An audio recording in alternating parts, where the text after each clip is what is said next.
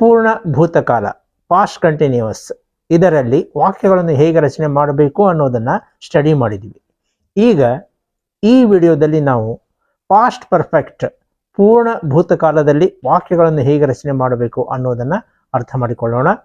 Dear students, here also we find it very easy to form sentences in simple past because the helping verb to be used here is only had.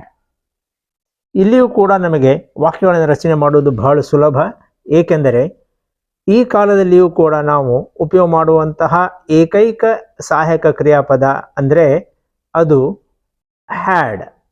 ನಂತರ ಎಲ್ಲ ಪರ್ಸನ್ಸ್ಗೂ V3 form ಹಚ್ಚಿದರೆ ಆಯಿತು. Verb 3 form ಅಂದರೆ past participle form of the verb is to be used here. ಇಲ್ಲಿ ನೋಡಿ, singular first person, plural first person, I and we. Singular second person, plural second person, you and you. Singular third persons, he, she and it. Plural third persons, they. ಇವುಗಳಿಗೆಲ್ಲ ಒಂದೇ ಸಹಾಯಕ ಕ್ರಿಯಾಪದ, ಒಂದೇ helping verb ಅಂದರೆ had, HAD.